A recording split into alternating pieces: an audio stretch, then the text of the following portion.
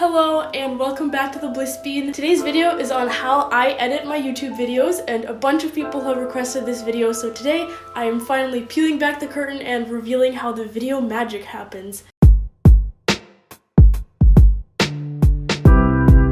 Okay, so we're gonna start with a quick round of questions before I delve into the more complicated stuff. Number one, did you move your desk to the middle of your room just so you would have a nice background to film against? Yes, I did. 2, what software do you use? I use Adobe Premiere Pro, and I've been using that for a couple of years, so I've gotten very comfortable with how it works. However, I have been thinking about switching to Final Cut Pro. If you don't know, Adobe Creative Cloud is a monthly subscription, while Final Cut Pro is a one-time price that you pay. It might be a better deal to just do that one-time payment. So we'll see.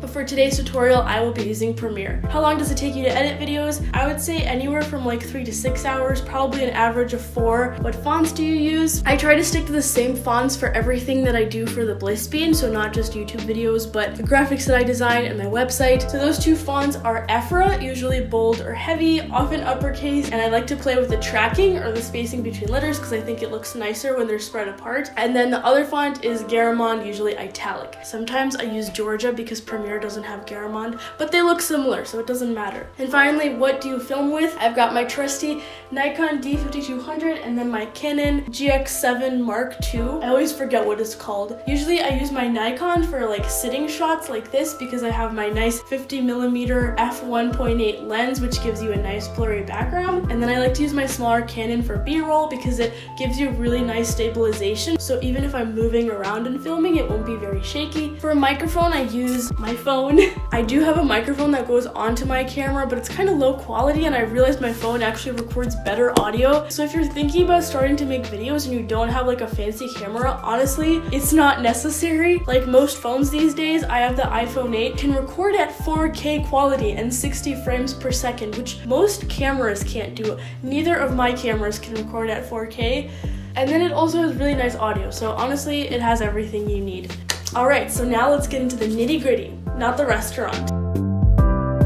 So after I'm done filming, I take the SD cards and I plug them into my computer and I transfer the footage onto my little external hard drive. I also keep those files on my computer itself in case anything were to happen to this, but I delete them from my computer once I'm done with the video because I have like no space on it. So I will open up Premiere and create a new project in a new folder that I title in a specific way, and then all of the footage and eventually all of the music and the little graphics that I designed will all go in that folder just to stay organized. So normally this folder would be much more empty because it would only have my footage, but this is an example of what a folder looks like at the end of all my editing. So then I go ahead and I import all of my footage as well as the audio that I recorded from my phone.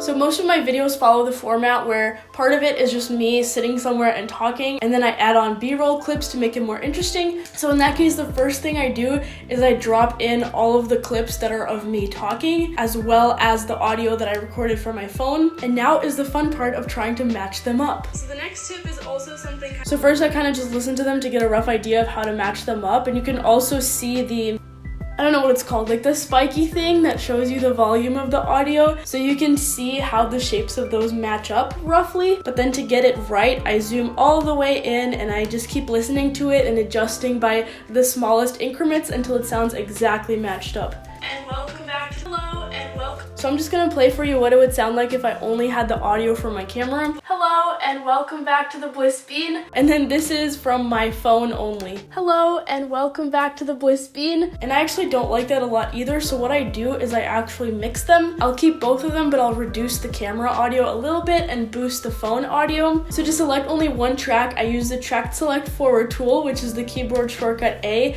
and then I hold down Shift so that I can select a single row. So then I right click on that and select audio gain, and then adjust gain by. That lets you take all of those clips and increase all of their volumes by a certain amount. I kind of just play around with numbers and see what sounds good, but in total, you should be looking at your audio meter and making sure that your audio lands somewhere between -6 and -12. I think a common misconception, I don't know, honestly, maybe it's not common, maybe I was the only one who thought this when I was a video editing noob, but I thought that you were supposed to kind of be around 0 decibels, but 0 is where it maxes out, so it sounds bad whenever it crosses that little threshold. -12, so -6 to -12 is the standard. So once stuff is lined up, then I go through and I just start cutting it up. Basically, I listen through the whole thing and I remove parts where I'm not talking, some ums that I do because I do a lot of those. I also just tend to repeat things a million times when I'm recording, and so I have to listen to all of them and pick which one sounds best, which is just super fun to do.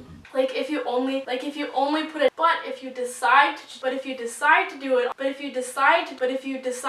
In Premiere, what I use to cut things up is the razor tool, and that is the keyboard shortcut C. And so then I just cut through both tracks and delete them. So then once all that is done, the next step is to edit in my B-roll footage. Oh yeah, by the way, B-roll is basically everything that's not like talking head footage. So if you think of watching a documentary or something like that, you would have interviews with people where you're just seeing like their head and shoulders and they're just talking. But it would be a really boring documentary if it only had that. So then there would be clips of what they're talking about edited over their talking, and so it would kind of switch back and forth between their face and the B-roll. So that's what I mean when I say B-roll, just a quick explanation. I placed that on a different track than my talking footage because if I placed it on that first track, it would basically delete the information from my talking footage, and if I wanted to change something, then it would just be gone. So usually I only have 1 or 2 tracks, but if I'm doing a lot of different elements, like for this video, for each of the different habits that I was talking about, I did like this graphic thing. So as you can see here, I had 5 tracks. At a certain point, Premiere just can't handle all the tracks that you're making, but 5 is usually okay, it can deal with that. So then it's time to spruce up the video, and one technique that I like to use a lot is making little doodle animations. So the way that I do that is I get my graphics tablet. This is a Huion 580, which I definitely recommend if you're looking for like a nice affordable graphics tablet. So the program that I use for this is Photoshop, but you could probably do this with any like basic drawing program. So I will create a file and I set the document type to film and video so that it will make it 1920 by 1080, which is the size of the video. And then I like to unlock the background and change it to a different color just so that I can see what I'm doing. So for this, we'll just do some simple animated text. So let's say I was making a video where I wanted to have the words hello. So first I pick a brush that has pen pressure sensitivity because it just looks more natural. Like you see how it tapers off at the end here. So it just responds to how hard you're pressing the pen. So I make a new layer and I just write hello 1 time, easy peasy. Then I set the opacity of that layer to like 50-ish%. I make a new layer and then I draw on top of it. Where's my mouse? There it is. Kind of trying to stay where I drew the previous hello, and it doesn't have to be perfect. The whole reason that this works is because there are slight differences between the first time and the subsequent times that you do it, which gives you the wiggling effect. So then I hide this new second layer and I'll create a third layer and copy that first one again. So then I export all of these layers separately, so you just hide all of them except the one that you're exporting, and I export them as PNG so that I have this nice transparent background so I can put it on top of a video if I want to. For that, you go to File, Export, Quick Export as PNG, and Command X is not a shortcut that comes with Photoshop, it's one that I set up. There was no keyboard shortcut, which I thought was weird, but I export so many PNGs that I just thought it would be faster. So I do Command X, and usually I will make a new folder for all of these little animations that I do, and it'll just be like hello 1, which means that's the first frame of the hello animation. And then I do that for the rest of the layers. Alright, so then once I go back into Premiere, I can import these files that I just created. I'll drop in the first one and then use the arrow key to go like 3 frames forward. You can experiment with what the speed of the animation is. I'll drop in the second one, drop in the third one, then cut that off, and I have these 3. So this would play for like half a second. So I just do Control C. Now if I just do Control V like this, it'll automatically place it on the first track, which is not what I want. So I'm gonna undo, and you have to turn off the V1 track and turn off the one that you wanted to paste on. So then if I do Control V a bunch of times, it'll just do that. So let's see what this looks like. Cute. So yeah, that's how I do animations.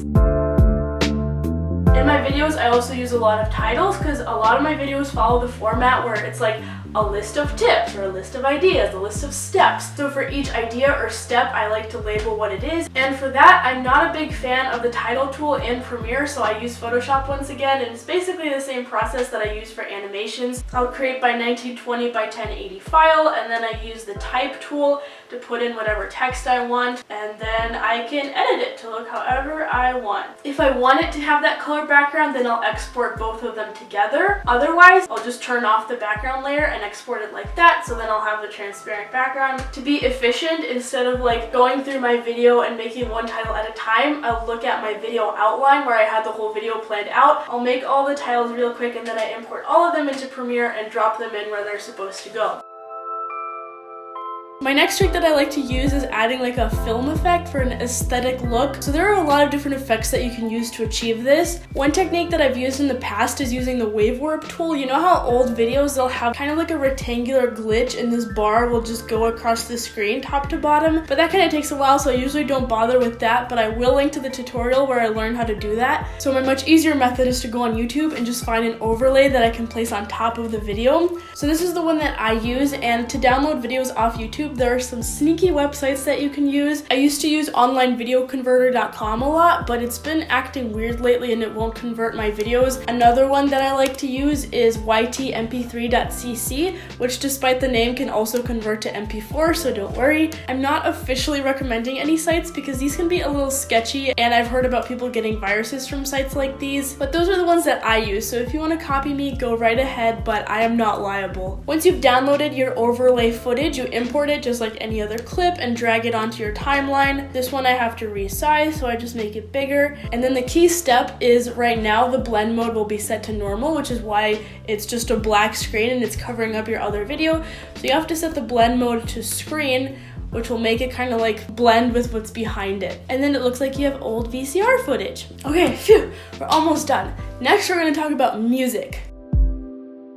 I usually get my music from this channel called Audio Library. I think it's one of the most popular ones. Basically, they post copyright-free music that you can use for your YouTube videos. When you use this music, you won't get demonetized by YouTube. You just have to make sure to properly credit the artist in your description. But Audio Library makes it really easy because in the descriptions of each of their songs, they give you something that you can just copy and paste into your description. They have some great music on their channel, and usually when I'm looking for a song, I'll just look at what new stuff they put out in the past week. So once you have your song, you import it into your project and just drop it into your timeline. So since my videos are usually about 10 minutes long and songs are often about 3 minutes long, I need to repeat it a couple of times to fill up the whole video. So basically what I do is I hold down the Option key and I click and drag it to create a new copy of it. But I try to kind of time it in a way where it won't be super obvious that the song restarted. So like I might cut off the intro of the song if it sounds very distinct from the rest of it. I'll also try to place those transitions at points in the video where I'm talking so that you don't hear it as much. Then once I have music for the entire video, I go through and I kind of make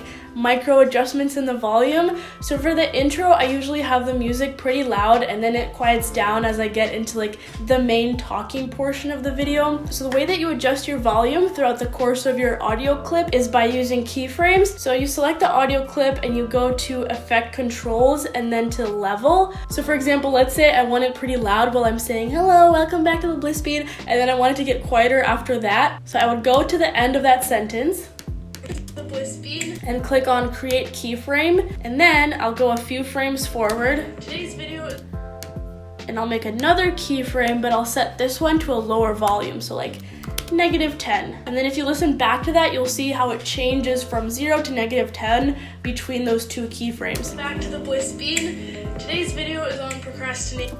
Perfect. So then I go through the whole video, and if I have parts of the video where I'm not talking, like if there's a little interlude where it's just video playing and no talking, then I'll bump the music up there so that it like fills up the quiet space. Okay, so now let's talk about color grading. Color grading is something that I've struggled with. I think I've only gotten better at it very recently because I learned how to do something new. So I'm gonna tell you how to do that now. So basically, straight out of the camera, your footage is gonna look pretty boring and bland, and Premiere has these tools that you can use to play around with the colors. I actually downloaded a Lightroom script that can convert your Lightroom presets to Premiere LUTs. So LUT stands for lookup table, and it's basically like a filter that you apply to your video that will change the way that it looks. There's probably a very, very bad explanation of it, and I don't understand it very much. So if you want to actually learn what a LUT does, I would look at another video, but I'm just gonna tell you how I use them. So I have this preset that I created in Lightroom that I use for most of my blog photos, and I made a Premiere LUT from that. And the way I would upload that is by going to Browse and then going to the folder where they're hiding. But the problem is this is a very intense effect. And so I could kind of play around with the settings to make it less intense, but what I really wanted was to be able to adjust the intensity of it. So actually, instead of applying the LUT to the clip itself, what I do is I create an adjustment layer. I make it really long so that it just extends basically over all my footage, and then I apply the LUT to the adjustment layer. So then if I go to the effect controls for the adjustment layer, I can change the opacity and just change like how intense this effect is. And I usually use slightly different settings for each video because the conditions under which I film are slightly different. And of course it can't be that easy, so then I have to go through the whole video and make sure that it still looks good throughout the whole video, because usually as I'm sitting and filming, the sun will change, so if it hides behind a cloud, then I have to bump up the exposure for that part of the video. Also, the footage that I get from each of my 2 cameras usually needs pretty different settings, so I have to adjust for that. Basically, it takes a while. Okay, then finally we're almost done. So if you watch YouTube videos, which I'm guessing you do, you might have noticed that a lot of YouTubers will put some sort of an ending screen where they can put the links to different videos on their channel. So for that, I just have this image that I created and I drop it in and leave it going for about 15 seconds. Oh wait, that's 15 minutes, not 15 seconds. Oops. Please do not make your ending screen 15 minutes. And then I just make my music extend to the end of that screen and I make it louder so that you have some nice music to enjoy while you watch my beautiful ending screen. As for intros, sometimes I have an intro, sometimes I don't. When I do, I'll usually just cut some of the more aesthetic clips out of my video and I'll cycle through them in the beginning. Once your video is all done, you can export that baby. I'm not actually going to export this because this is a 42-minute long video, so it'd be like 3 gigabytes, I think. Before I go, I just want to talk about some productivity stuff about editing videos because I guess I talk about productivity 24/7. So my trusted Pomodoro technique of working for 25-minute chunks still applies here. Editing is not an activity that requires a ton of brain power, but it can get very fatiguing, just like sitting there staring at your computer screen, listening to the same video clips over and over again, and a lot of times you don't realize how tired you get until you step away from your computer. So breaks are still really important and they give you time for your brain to kind of process what you're doing and think about what you might want to change in the video. I think it's important to remember that with creative activities, the time that you spend not doing them can be just as important as the time you spend doing them, because your brain needs some time to kind of sort through information and come up with new ideas. So while you're taking your break, hydrate, walk around, get some fresh air, and trust me, you'll be able to get the video done more efficiently that way. And most importantly, what you should make sure to do while video editing is remember to have fun, because making videos, as with any creative activity, while it can be frustrating at times, it should be fun, and YouTube should just be fun. I also have a video on how I create my thumbnails, although I did make it a while ago, so the style of my thumbnails has changed since then, but I still use a lot of the same techniques. So now that you've exported your video and you're ready to upload it, you should check that out to see how, you should check that out to see how you can make a nice little thumbnail. Let me know if you have any other questions about editing, because I love nerding out about this stuff, so I literally will not mind one bit if you ask me other questions, unless you ask me stuff that I covered in the video. Then I'll be a little annoyed, but it's okay. Before you go, don't forget to like this video and subscribe to my channel. I'll see you next week with a little week in the life video, and thank you so much for watching. Bye!